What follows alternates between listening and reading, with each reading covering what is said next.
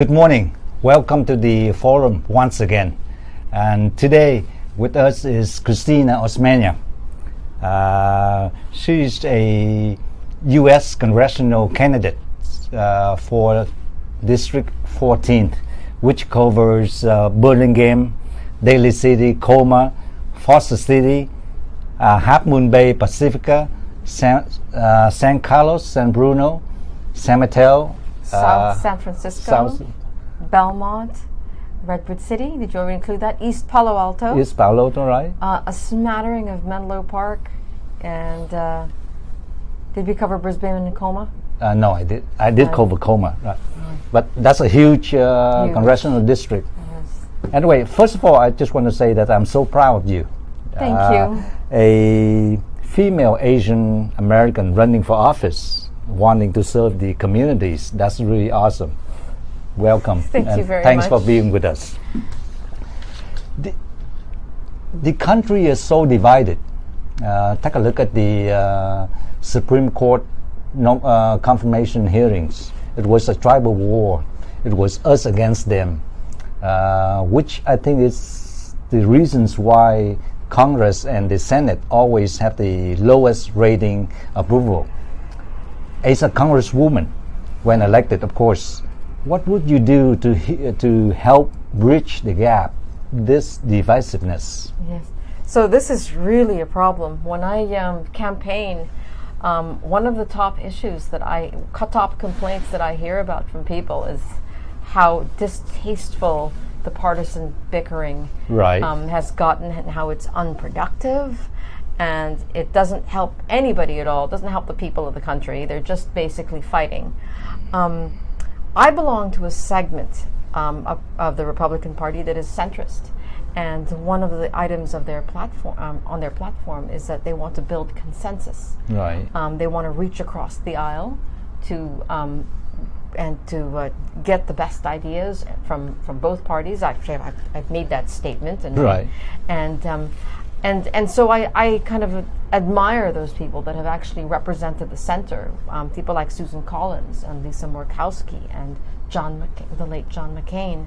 And I think that this partisanship is really, it has no place, in a productive government. Right. Let me ask you a question relating to your expertise. Experts claim that the Trump tax cut would increase the federal deficit by $1 trillion a year. The administration, of course, says that the tax cut will pay for itself. What's your opinion, and what would you do to help manage the federal deficit as well as the national debt? All right. So that estimate is a flawed estimate. It's a flaw, okay. So if it is $1 trillion a year, the deficit has not increased by $1 trillion a year. Right. Currently, the deficit, because there is a website that gives you this information, and I just looked at it, it's $861 billion. And that increased over the last year by from about $600 billion. Part of that is a steady climb in Medicare costs. Medicare will ultimately end up adding about $1 trillion to the deficit every year, right? So it's underfunded by $1 trillion. So that is a big contributor. And part of it is because we increased spending on defense, yes, which I approve of. Part of it is the increase in the interest rates that the government is paying, sure, on the national debt. And then perhaps you have some tax cuts, but I don't think that model that calculates the amount that $1 trillion amount is a dynamic model. It doesn't incorporate the effect that the tax cuts would have had on economic growth. Right. For instance, like the explosion of small businesses and yes, employment, all that stuff would help, contributing to the federal deficit, right? So most of the revenues, the tax revenues that go into the federal government don't come from businesses. So a business tax cut is, it wouldn't, even if it goes to zero, it wouldn't have, right? It was only bringing in $324 billion a year the last time I checked that number. Right. And so so if you cut it, what will it by 30%? It's not going to reduce have that much of an impact on revenues. But what it does is that it creates jobs. People want to hire, and those people pay. And the individual income taxes are the biggest contributor to government. In addition to Social Security, Medicare taxes, which are automatic, the individual income taxes that are paid are the biggest source of revenue for the government. Right. Of course, I just heard that now Trump just asked all the cabinet heads to cut 5% of their budget, which is great because we have to bring in the spending. He's been doing a lot to try and implement some fiscal responsibility. Of course, yes. And reduce government spending. So kudos to that. Right. Along the same line, where do you stand on Prop 6? The gas tax repeal? I'm for it. Okay, I know California loves to tax, and typically the government of California, of the state of California, would typically taxes the rich. So this gas tax is not even consistent with that. It's taxing everybody. It's taxing the people who can afford it the least. Right. People who have old gas-consuming cars that are probably fully paid off, and they wouldn't be able to afford an electric vehicle.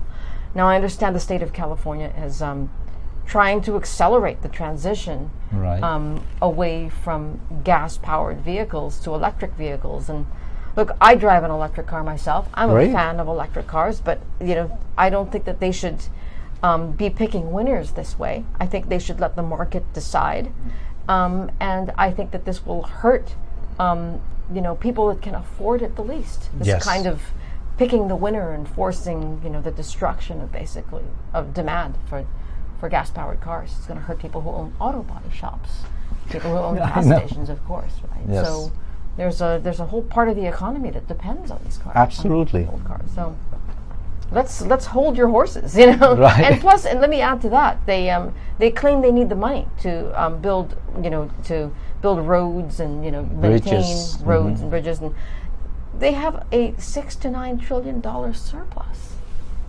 Why don't they spend their money first before taxing? Right. Well, I mean, as you know, government always have pet projects that go nowhere. For instance, like the bullet train project. That's nowhere. Yes. To nowhere. Right. Right. Let's switch to another topics. Should we take Alexandria Castillo Cortez seriously? First, she promotes socialism, which something that I could never understand. Now she wants to change the electoral college. I wonder what will she come up next. What say you? Well, that question feeds right into the whole discussion on how partisan the government's gotten. Candidates that speak to extremes are the ones that get the attention. Right, the most funding as well. Yes, and the most contributions. So moderates like me have to just I guess we don't get the microphone as often. Yes. So I think that some of her statements make for good drama, and she's so pretty that it's nice to look at her, and no matter what she's saying. But I think that what we all need to be more concerned about is that Bernie Sanders, who also seems like a very nice man, and so he has a lot of charm, is building a lot of support around the idea of universal health care. Right. So if that component of the government gains enough influence, we may have a our healthcare system may be entirely socialized, and so so it's not what Ocasio-Cortez says. It's the movement that she represents. Oh, that's pretty scary. Yeah. Talk about being scary.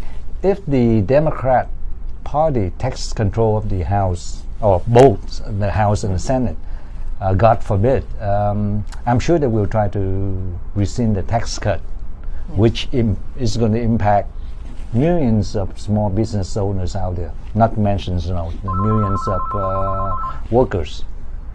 Yes, you know what will happen is that California would benefit, but it's not possible for that to. Call from Schuler Marcus.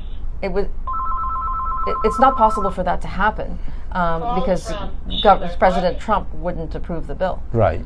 So they're going to have to have both houses and a Democratic president in order to repeal that Tax Cuts and Jobs Act. Right. Oh, I'm sure that the president's going to veto it. But the problem is everything's going to be at a standstill. Nothing's going to be moving forward. Then if Tax 2.0 does not happen, that's what happens. Which is another topic and another thing that I want to bring up. I mean, once you're in the Congress, I mean, should we or must we make tax cut a permanent tax cut? I would like those individual tax cuts to become permanent. Otherwise, in 9 years, individuals are going to see a shock to their tax bill, and it's about time. Right. Why can't we have a more efficient spending government and have even lower taxes? Oh, I'm sure. In a perfect world, mm-hmm. In a perfect world, we'd have no taxes. Last question.